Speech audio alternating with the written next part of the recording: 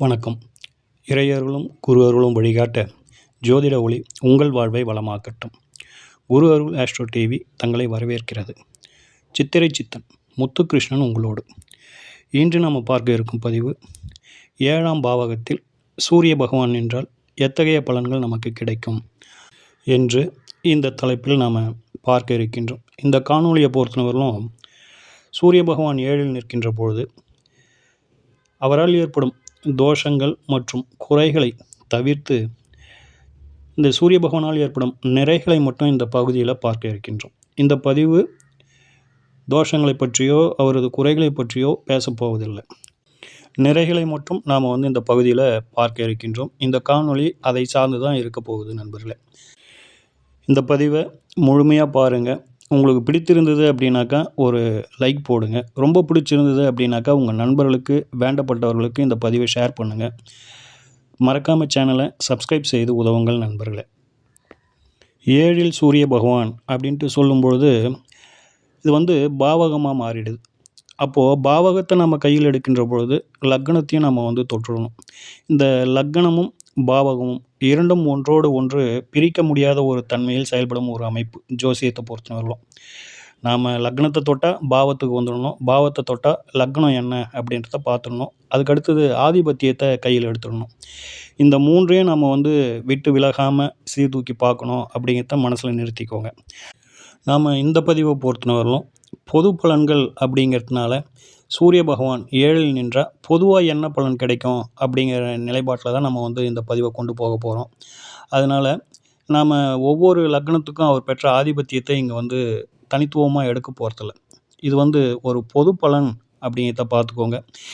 இந்த பொது பலனானது நிச்சயமாக எல்லோருக்கும் ஒத்து வரும். ஒரு 70% 80% ஒத்து வந்துடும். அப்படி ஒத்து வரல அப்படின்னாக்கா அப்போ உங்கள் ஜாதகத்தில் அந்த சூரிய பகவானோடு மற்ற தொடர்புகள் நிறைய இருக்கலாம் அப்படிங்கிறத பார்த்துக்கோங்க. பலன் சொல்வதற்கு பயன்படும் விஷயங்கள் அப்படின்னாக்கா ரொம்ப முக்கியமானது 2 விஷயங்கள். அதில் முக்கியமானது பார்த்தோம் அப்படின்னாக்கா காரகத்துவங்கள். அது நட்சத்திர காரகத்துவம், கிரக காரகத்துவம், பாவ காரகத்துவம்.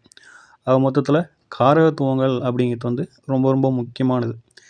அடுத்ததாக அதை இணைப்பது, நட்சத்திரத்தையும் கிரகத்தையும் இணைப்பது, அல்லது கிரகத்தையும் இணைப்பது, அல்லது பாவகத்தையும் கிரகத்தையும் இணைப்பது.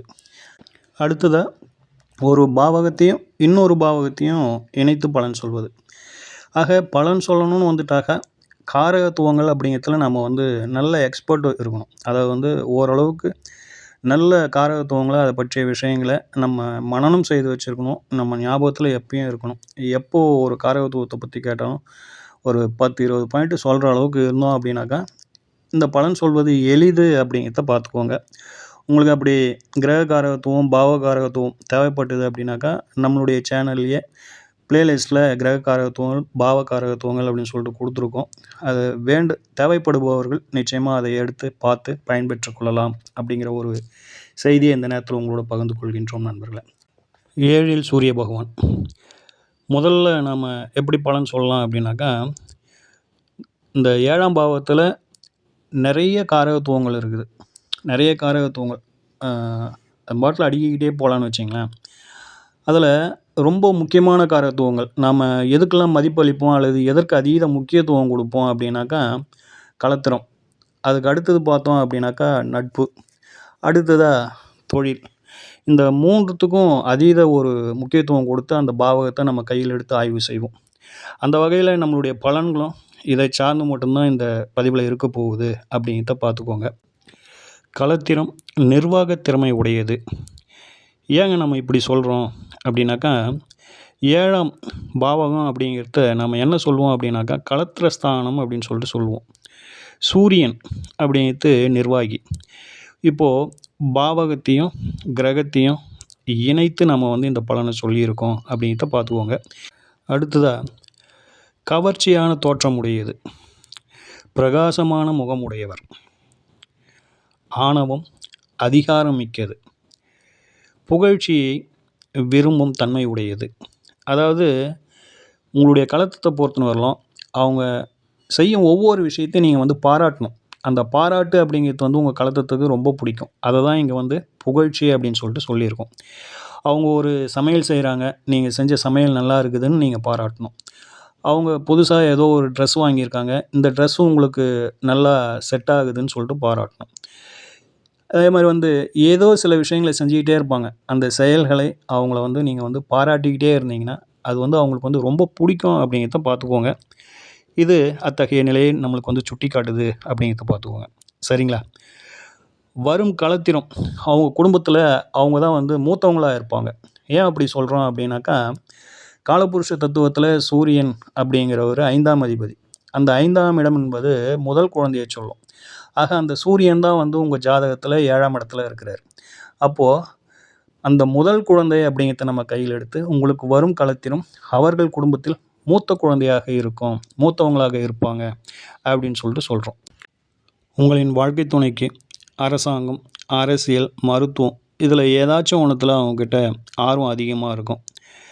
இவங்க குடும்பத்தில அப்படின்னு எடுத்துக்கிட்டோம் அப்படின்னாக்கா, அரசு பணி இருக்கும். அல்லது அரசியல் தொடர்புடையவர்களாக இவங்க குடும்பத்தில இருப்பாங்க. படித்த கலத்திரமாக அமையுங்க உங்களுக்கு. நல்ல படித்த கலத்திரம், ஒரு நல்ல பதவியில இருக்கும் கலத்திரம் அப்படின்ட்டு இருக்கும். உங்க கலத்தத்த பொறுத்தவரை ஒரு கோவிலுக்கு அருகில குடியிருப்பாங்க அப்படின்னு சொல்லிட்டு சொல்லணும். திருமணம் அப்படிங்கிறது பெரும்பாலும் ஞாயிற்றுக்கிழமையில நடக்கலாம். அல்லது ஹாலிடேஸ் விடுமுறை நாட்கள்ல உங்களுடைய திருமணம் நடப்பதற்கான சாத்தியங்கள் அதிகம் உண்டு. தாத்தாவுடைய ஆசீர்வாதம் உங்களுடைய திருமணத்திற்கு நிச்சயமா கிடைக்கும் அப்படிங்கிற மாதிரியான ஒரு அமைப்பு. 7ஆம் இடம் அப்படிங்கிறது நட்பு வட்டத்தை சொல்லக்கூடிய ஒரு இடங்க. 7ஆம் பாவகத்தின் காரகத்துவங்கள்ல நட்பு அப்படிங்கிறது ரொம்ப ஒரு இம்பார்ட்டன்டான ஒரு காரகத்துவம். அந்த வகையில உங்களுக்கு அமையும் நட்பு வட்டம் அப்படின்னு சொல்லிட்டு சொன்னோம் அப்படின்னாக்கா, சூரிய பகவான் இருப்பதனால நல்ல உயர்ந்த பதவியில இருக்கிறவங்க, அல்லது தலைமை பொறுப்புகள்ல இருக்கிறவங்க, அப்படியும் இல்ல அப்படின்னாக்கா, அரசியல் தொடர்புடையவர்கள் அப்படின்னு சொல்லிட்டு உங்களுக்கு நட்பு வட்டம் இத்தகைய அமைப்பில தான் அமையும். அதாவது பெரிய இடத்து நட்புகள் ஏற்படும் அப்படின்னு சொல்லிட்டு சொல்லணும். அடுத்ததா 7ஆம் இடம் அப்படிங்கிறது வந்து கூட்டுத் தொழில சொல்லும்.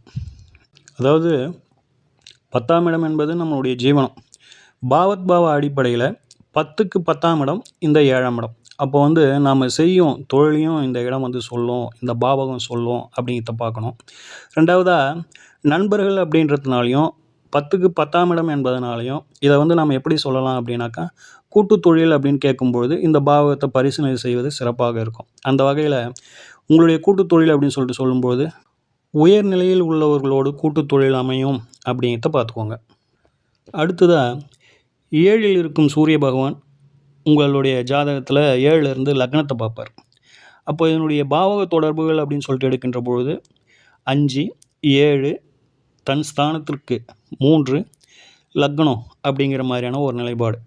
அப்போ சூரியனை வைத்து நாம வந்து ஒரு பாவ தொடர்புகளை எடுக்கின்ற பொழுது 5, 7, 3, 1 அப்படின்ற ஒரு கணிதம் வரும் நமக்கு. அப்போ 5, 7 அப்படின்னு சொல்லிட்டு சொல்லும்போது 5ஆம் இடம் அப்படிங்கிறது காதல். 7ஆம் இடம் அப்படிங்கிறது வந்து திருமணம். லக்னம் என்பது சிந்தனை மற்றும் ஜாதகர். அப்போ இதுக்கு என்ன பலனை நாம சொல்லணும் அப்படின்னாக்கா, ஜாதகருக்கு காதலித்து திருமணம் செய்யணும் அப்படிங்கிற ஒரு சிந்தனை இருக்கும் அப்படின்னு சொல்லிட்டு சொல்லணும். அடுத்ததா காதல் சிலருக்கு தோல்வியில் அமையும் அப்படிங்கிறதையும் சொல்லணும். ஒரு சிலருக்கு காதல் மாறிக்கொண்டே இருக்கும். 3ஆம் இடம் அப்படிங்கிறது வந்து மாற்றம்.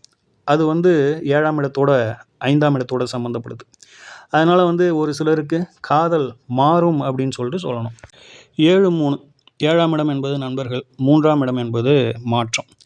நண்பர்கள் பொறுத்தவரைக்கும் நிரந்தரமான நண்பர்கள் அமைவது கொஞ்சம் கடினம் இவங்களுக்கு. நண்பர்கள் இடத்துல மாற்றங்கள் இருந்து கொண்டே இருக்கும் அப்படின்னு சொல்லிட்டு சொல்லணும். 5ஆம் இடம் என்பது தெய்வம், 3ஆம் இடம் என்பது மாற்றம். 5ஆம் இடம் என்பது பெயர், 3ஆம் இடம் என்பது மாற்றம். அதனால வந்து இவர்கள் வணங்கும் தெய்வம் அதை வந்து மாற்றிக்கிட்டே இருப்பாங்க.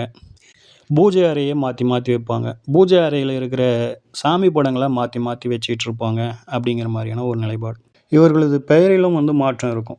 வச்ச பேர் ஒன்றா இருக்கும், கூப்பிட்ற பேர் ஒன்றா இருக்கும் அப்படிங்கிற மாதிரியான ஒரு நிலைப்பாடு. 7ல் இருக்கும் சூரிய பகவான் லக்னத்தை பார்க்கறதுனால ஜாதகருக்கு பொறுத்தவரையிலும் அவருக்கு களத்தரத்தை பற்றிய கனவுகளும் கற்பனைகளும் திட்டங்களும் ஜாதகருக்கு அதிகமாக இருக்குங்க. அதேபோல் வந்து வாழ்க்கை துணையை பற்றிய எதிர்பார்ப்பு ஜாதகருக்கு அதிகம் இருக்கும் அப்படின்னு சொல்லிட்டு சொல்லணும். வாழ்க்கை துணையை பொறுத்தவரையிலும் 7ல் சூரியன் இருக்கிறவங்களுக்கு இவங்க வாழ்க்கை துணையை தேடி போக தேவையில்ல. இங்கே ஒரு வரன் இருக்குது அல்லது வധு இருக்குது அப்படின்னு சொல்லிட்டு யாராச்சும் தேடி எடுத்துன்னு வந்து ஒரு குறிப்பை சொல்லிட்டு போவாங்க. அதன் மூலம் இவங்களுக்கு வந்து வாழ்க்கை துணையே அமையும்.